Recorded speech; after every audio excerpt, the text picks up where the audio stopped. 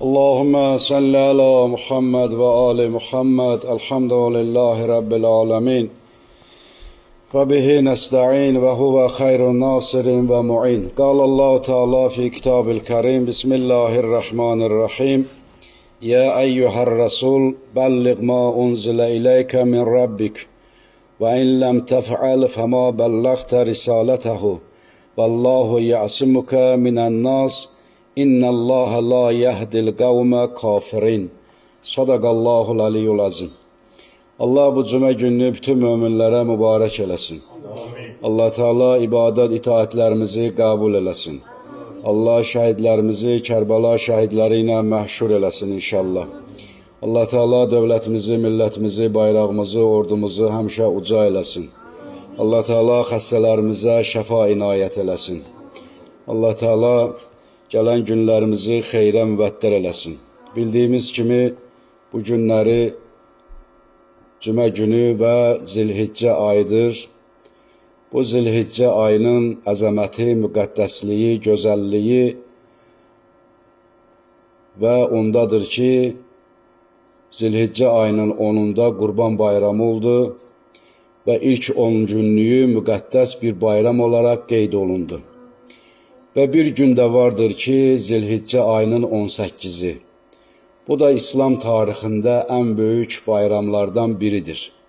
Əslində bayram deyəndə bayramın arxasında bir insan üçün səadət var, gözəllik var.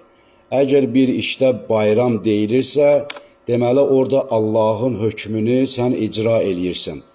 İnsan üçün namaz qılmaq, ibadət eləmək, Allaha ibadət, itaat eləmək insan üçün bir fəxirdir, bir bayramdır. Çünki onun içində bir səadətlik var, xoşbəxtlik var.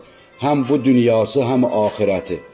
Məsələn, hər il Qurban bayramını qeyd olunur. Burada əsas məqsəd İbrahim Peyğəmbərin elədiyi imtihanı biz özümüzə dərs götürürük.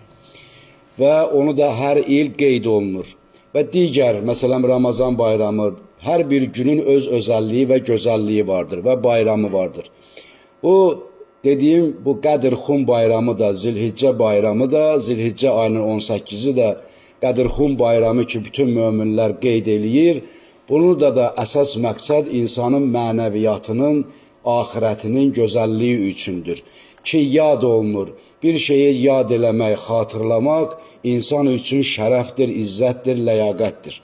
Ki, orada Allahın hökmü, Allahın qayda qanunlarına əməl eləməklik vardır. Oxuduğum bu ayə də bizə bir hadisəni bəyan eləyir.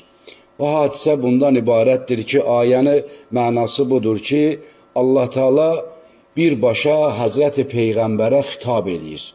Birbaşa Peyğəmbərin özünə deyir. Belə bir ayə Quranda bir dəfə qeyd olunur. Ki, mühüm bir məsələni Həzrəti Peyğəmbərə bəyan eləyir. Buyurur ki, ya eyyuhər Rəsul, ey Rəsul, ey elçi, ey mənim Rəsulum. Bütün Peyğəmbərlər nəbidir, amma bütün Peyğəmbərlər Rəsul deyil. Rəsul Peyğəmbərlər ayrı Peyğəmbərlər sayılır. Və Həzrəti Məhəmməd Peyğəmbər salavatullah da Rəsul Peyğəmbərlərdən sayılır. Ona görə Allah Teala onu qeyd eləyir, ya eyyuhər Rəsul, ey Rəsul. Nəyi? Bəlliq ma unzilə iləykə. Ki, Rəbbin tərəfindən sənə nazil olan bir şeyi təbliğ elə. İslamda təbliğ var. Təbliğ o deməkdir ki, hədəfi çatdırmaq mənasındadır. Məsələn, bir insan bir şeyi, Allahın hökmünü, gələn vəhyi insanlara çatdırmaqlığa təbliğ deyilir. Allah da burada əmr formasında Həzrəti Peyğəmbərə buyurur ki, bəlliq, çatdır, nəyi? Ma unzilə iləykə. O şey ki, sənə nazil olub. Ma burada bir şey mənasındadır. Bütün problemlər də ma sözündədir elə. Və buyurur Rəbbi, və in ləm təf'al. Və o işi əmələ gətir. Deyir, əgər o işi görməsən, o işi, məsələn, bir var deyəsən, bir də var isə onu əməlində göstərəsən. Allah Peyğəmbərə elə bir söz deyir ki, deyirsən onu əməlində göstər, nəinki denən. Bunu feil olaraq göstərməlisən. Məsələn, ayə nazil olub namaz barəsində Allah, Həzrəti Peyğəmbər namazı insanlara çatdırıb. Bu cürlə namaz qıl.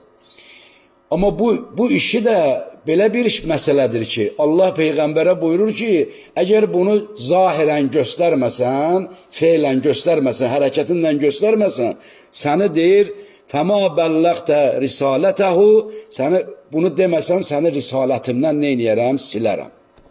Yəni, sən sanki Peyğəmbər olmayacaqsan. Mühüm bir məsələdir. Və sonra buyurur ki, Vəllahu yəsimükə minən-nas. Və bu məsələ elə bir mötəbər bir məsələdir ki, Allah Peyğəmbərə deyir ki, səni insanlardan qoruyacam. Qoruyacam səni. İnnəllaha la yehdil qavmə kafirin. Həqiqətən Allah zalimləri neynəməz? Hidayət eləməz. Bu ayədə bir neçə nöqtələr var. O nöqtə də budur ki, birincisi budur ki, Allah dediyim bir xitab eləyir. Xitab olaraq birbaşa Həzrəti Peyğəmbərə buyurur. Bu deyir. Və xitabla başlayır və sonra da o ayənin içində bir əmr də var. Əmri tərk eləmək günahdır. Çünki əmrin içində bir tələb var. Tələbi də gələk neynəsən, yerinə yetirəsən. Sonra və Peyğəmbərə xəbərdarlıq edir. Bir xəbərdarlıq da var. Deyir, əgər bunu eləməsən, səni risalətindən silərəm. Bu ayədə bir xəbərdarlıq da var. Və sonra bu ayədə bir qorxu da var. Həyəcan da var. Deyir, mən səni insanlardan qoruyacam, narahat olma. Ki o insanlar ki sənə qarşı çıxacaqlar, bu sözün məsələyə görə, həmin məsələyə görə, mən səni insanlardan qoruyacam. Burada qorxmaq bir mənadadır ki, Həzrəti Peyğəmbər Allahın hökmünü insanlara çatdırmaqda heç vaxt öz canından qorxmayıb. Öz canının qorxusunu çəkməyib. O Hira mağarasına ki olurlar, yanındakı yazırlar ki, Əbu Bəkir də Peyğəmbərin yanında olur. Əbu Bəkir biraz qorxur, Allah Teala ayə göndərir ki, deyir, və la təhzən, qorxma, hüzünlənmə, innəllaha mə'ana, həqiqətən Allah bizləndir. Yəni, Peyğəmbər heç vaxt Allahın hökmünün təbliğində qorxu, həyəcan keçirtməyib. Burada qorxu insanların bir-birinə qarşı olan münasibəti bəyan edir.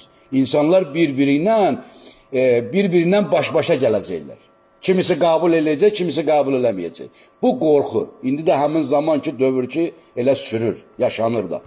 Və Peyğəmbər o vaxtı bilirdi ki, Allah o vaxtı insanların arasında təşviş yaranmağı, bir-birinə qarşı mübarizədə olmaqlığını elə o başdan Allah bəyan edir. Ki, insanlar arasında şək-şübhə yaranacaq. Və sonra buyurur ki, həqiqətən, bir söz də var burada ki, Allah Teala o kafirləri hidayət eləməz. Bu ayənin nazil olmasının hadisəsi bundan ibarətdir ki, Həzrəti Peyğəmbər salavatullah ömrünün son vaxtları idi, həccül vida deyərlər, vida mərasim, axırıncı həcc, vida həccindən qayıdırdı, gəlirdi. Və bu da baş verib hicrətin 10-cu ili. Axırıncı Peyğəmbərin həccə getməsi hicrətin 10-cu ilidir. Və Zilhiccə ayının 18-i. Yazırlar, tarixdə vardır ki, 120 min insan həcdən qayıdırdır. Və Həzrəti Peyğəmbər insanları bir yerdə, bir Cövhə çölü ki var, Qədurxum çölü ki var, o çöl də 4 yol ayrıcındadır. 4 yol ayrıcıdır.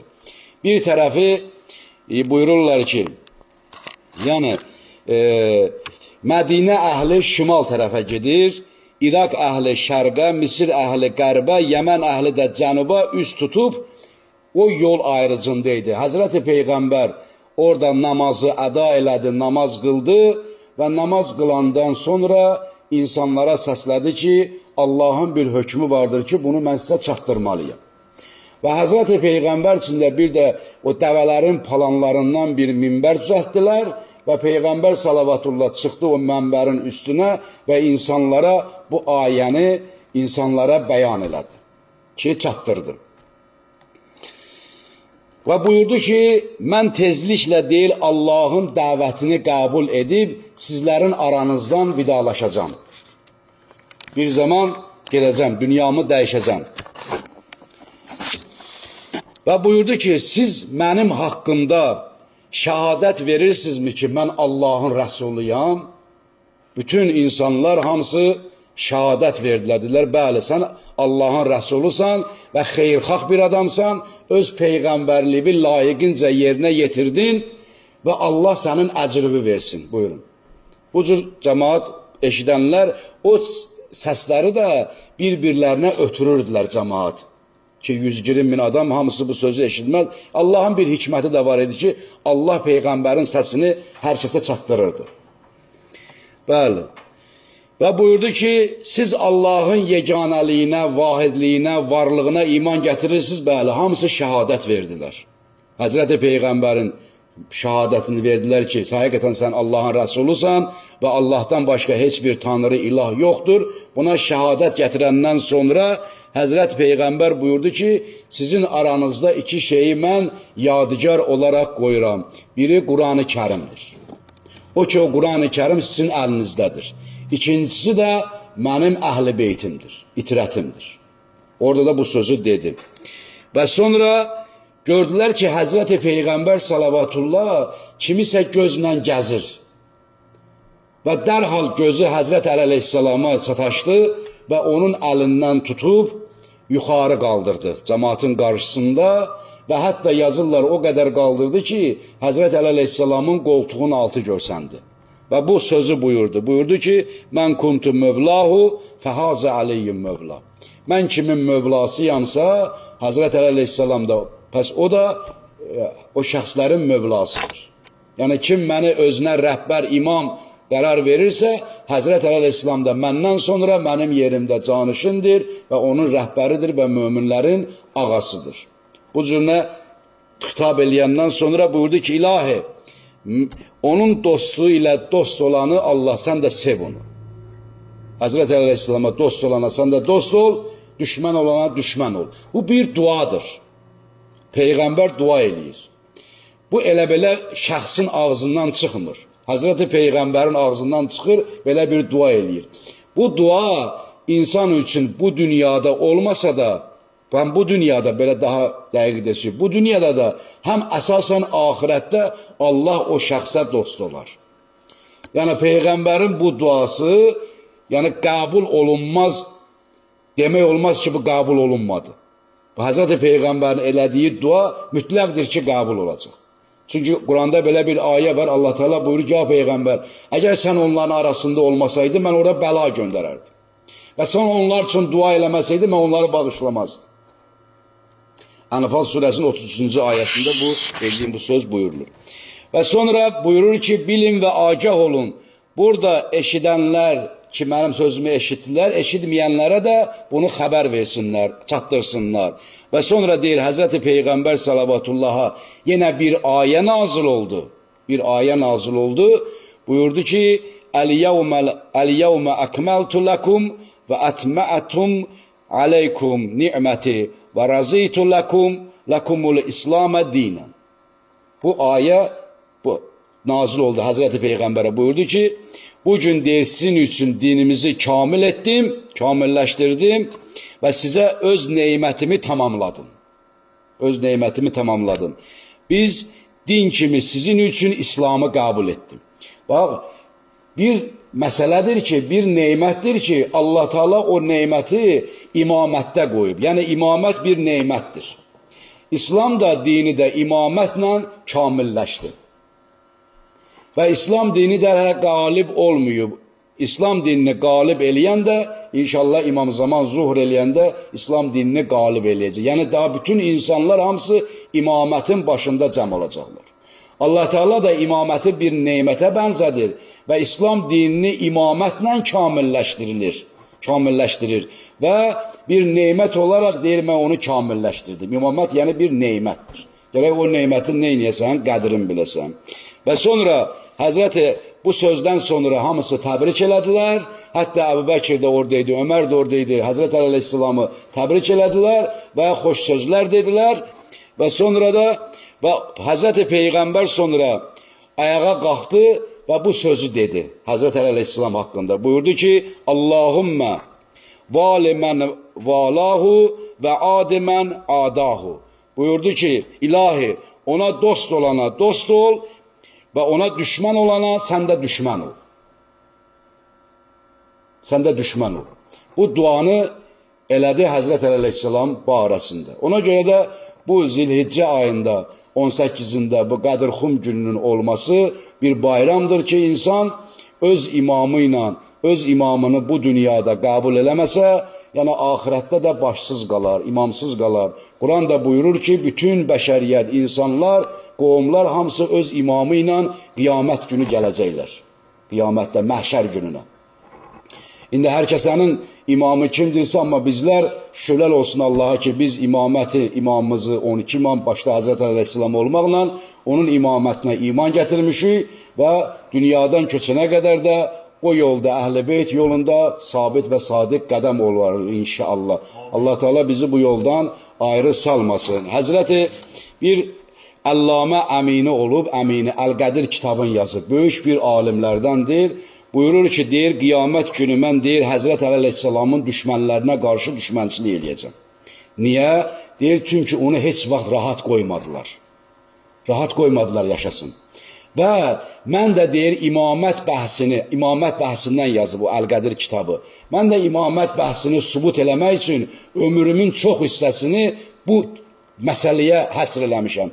Amma mən bundan başqa Həzrət Əleyhisselamın İslamda qoyduğu İslam marifindən nə qədər deyir kitab yazardı. Amma imamət bəhsini sübut eləmək üçün Əl-Qədir kitabını yazdım ki, insanlar arasında bunu bilsinlər. Bu Əllamə Əmininin Əl-Qədir kitabında sözün dediyi bir cümlə idi. Və bir mövzu da vardır ki, onun haqqında da bir neçə kəlmə deyim. Yəni, əlbəttə, insanların yaşayışı, insanların ömrü, öz ömrünü gərək bu cür yollara sərf eləyəsən. İnsanın ömrü Allahın ən böyük bir nemətidir. İnsanlar üçün gərək öz ömrünü yaxşı bir məsələlərə yönəldəsən. Allah Teala Quran-ı Kərimdə buyurur ki, Bismillahirrahmanirrahim və ma yuammiru min muammir və la yanqasu min umrihi illa fil kitab. İnnə zəlikə aləllahi yasir. Buyurur ki, insanın ki ömrü var, uzun ömürlü və qısa ömürlü ki, biz həyatda yaşayırıq, bunlar hamısı Allahın kitabında yazılıb. İnsan eləyə bilməz ki, mən nə vaxt dünyanı dəyişəcəm, amma ömür olaraq insanlar üçün, hər bir insan üçün bir ömür yazılıb, bir yaddaş yazılıb ki, cəl yazılıb ki, o da insan öz ömrünü gözəl günlərə bəxş eləməlidir. Burada da ümumiyyətlə ömür sözünün mənası, insanın ki ömrü var, o sözünün mənası, yəni imarət sözündən götürülüb. İmarət sözündən. İmarət nə deməkdir? Yəni abadlıq. İnsan yaşayışında gərək öz ömrünü abadlaşdıra. Öz ömrünü, öz canını, öz bədənini gərək abad eləyə, sağlam eləyə ki, ömrünü yaşasın. Bəzən görürsən, deyirlər, insan uzun ömürlü yaşayır və qısa ömürlü yaşayır. Bunlar da hamısı amillər vardır ki, o amillər səbəb olur ki, insanın ömrü uzun olur və yaxud da qısa olur. O uzun ömürlü olmaqlıq da Quran-ı Kərimdə və hədislərdə də ayələr varmızdır ki, məsələn, Həzrəti Peyğəmbər salavatullah buyurur ki, əgər istəyəsən ömrün uzun olsun, silə-i ərham elə. Yəni, ömrün uzanar. Qohum əqrabaya, yaxınlarına gərək gediş-gəliş eləyəsən, onlarla ünsiyyət yaradasan, onlara qarşı məhəbbət vəsləyəsən, onlarla gediş-gəliş eləyəsən. Bu, insanın ömrünü neyniyir? Uzadır. Bəli. Və başqa bir hədisdə də vardır ki, insan sədəqə verməklə öz ömrünü uzadar. Öz ömrünü uzadar. Bəzən insanın ruhu, insanın bədənində kef aparır, belə deyək. Yaxşı gün, yaxşı olur onun üçün. Çünki insanın cismi günah eləyir, o əziyyət çəkir insanın ruhu. O ruh ki, o bədən ki, görürsən, gözəl günlərə öz ömrünü həsr eləyir, gözəl, məsələn, elmlə məşğul olur, xeyirxahlıqla məşğul olur, digər bir şeylərlə məşğul olur, o insanın ruhu gözəllik tapır, bədəndən xaric olmaq istəmir, çünki cənnət əhli olur. Amma görürsən, bəzi amillər vardır ki, insanın ömrünü qısaldır, ən böyük amillərdən biri də budur ki, insanın ömrünü qısa eləyən elədiyi zinadır. Zina insanın ömrünü neyniyər? Qısaldar. Və digər pis vərdişlərdir.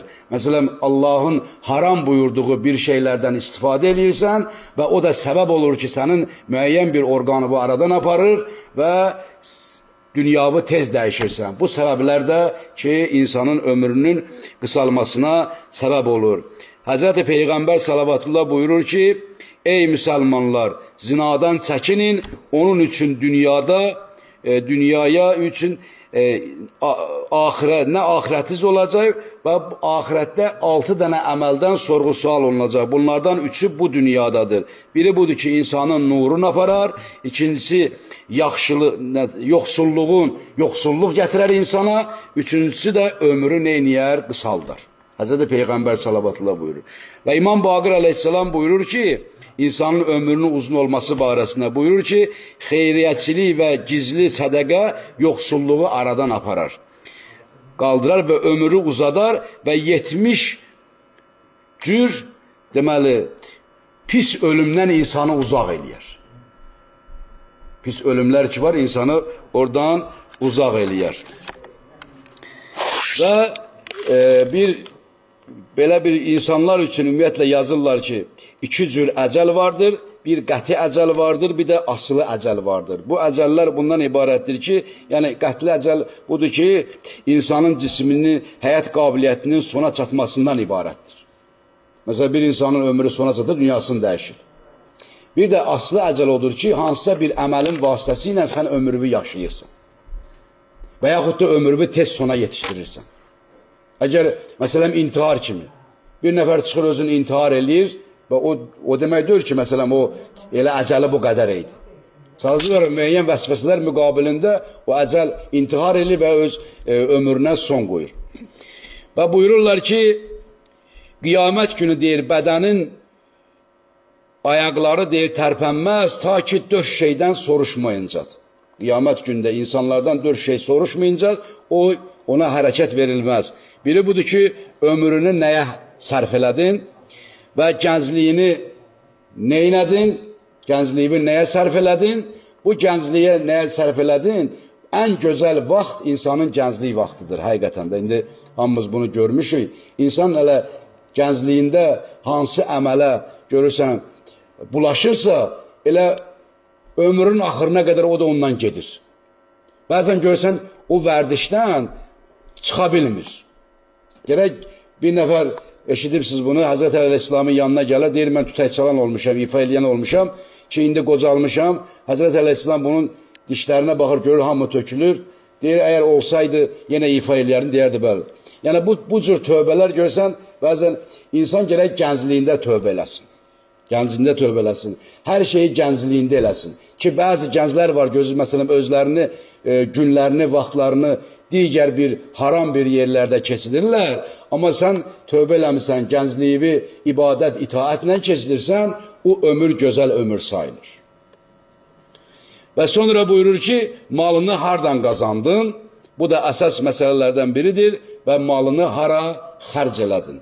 Bu 4 şeydən insandan qiyamət barəsində sorğusu olunur. Bunlar hamısı, dediyim budur ki, bunlar hamısı insanın ömründə baş verən məsələlərdir. Ömrünün yaşadığı zaman bu əməllərə rast gəldiyimiz bir əməllərdir. Və Quran-ı Kərimdə belə bir ayə vardır ki, buyurur ki, hətta izə ca'ahaduhumul mavt qala rabbi irci'un. Deyir, bir zaman ki, insanlar öləndən sonra qiyamət günə deyəcəklər ki, ilahi bizi qaytar o dünyaya ki, təzədən biz sənə ibadət edəyək. Allah da bu cür insanların cavabını verir. Ardıca buyurur ki, لَعَلَّ الْأَعْمَلُ صَالِحًا فِي مَا تَرَكْتُ كَلَّ اِنَّهَا كَلِيمَةَ هُوَ قَائِلُهَا. Deyir, onlar xeyr, deyir, onlar yalandan deyirlər. Onlar yenə də öz əməllərini yenə təkrar eləyəcəklər. Sözdə deyirlər. Bəli, ona görə və başqa bir buyurur ki, amma deyir, yaranış qanunu heç kimə nə yaxşı, nə pis əməl deməli sahibinə belə bir qayıdış izni verməyib. Yəni, heç kəs o dünyadan sonra bu dünyaya qayıtmayacaq. Ona deyirlər ki, xeyr, elə bir söz deyil ki, qətiyyən onun qəlbinin dərinliyindən gələn bir söz deyil. Bu söz hər bir pis əməl sahibi cəza olanda dilədiyi bir sözdür. Görürsən, bizə bir ağırlıq baş verəndə, bir çətinlik baş verəndə, onda deyir, biz Allahı yad edirik. Amma elə ki, o çətinlik aradan gedəndən sonra yenə də həmin bir insan oluruq. Sonda Allahdan dua eləyək inşallah. Allah ömrümüzü Allaha ibadət etməklə, itaat etməklə və sonunu da xeyirli tamamlamaqla inşallah olsun. Allah dualarımızı, ibadət ətlərimizi qəbul etsin. Allah Teala hər kimin nə dərdi var bugünkü günə xatir, 14 məsuma xatir, Həzrət Əleyhisselam və 14 məsuma xatir ki, dərdlərimizə dəva eləsin inşallah. Allah bir daha bütün möminlərə bir-birinə rauf-ı mehriban qərar versin. Allah dünyanın hər bir yerində cümə namazı qılınır, namazlar, ibadət, itaətlər olunur, mucizələr olunur. Allah Teala öz dərgahında qəbul etsin inşallah. Esselamu aleykum cəmiən və rəhmətullahi və bərəkatuhu. Peyğəmbər alı Peyğəmbərə salavat hədiyyə eləyək. Allahümmə salli əla Muhammed və ali Muhammed.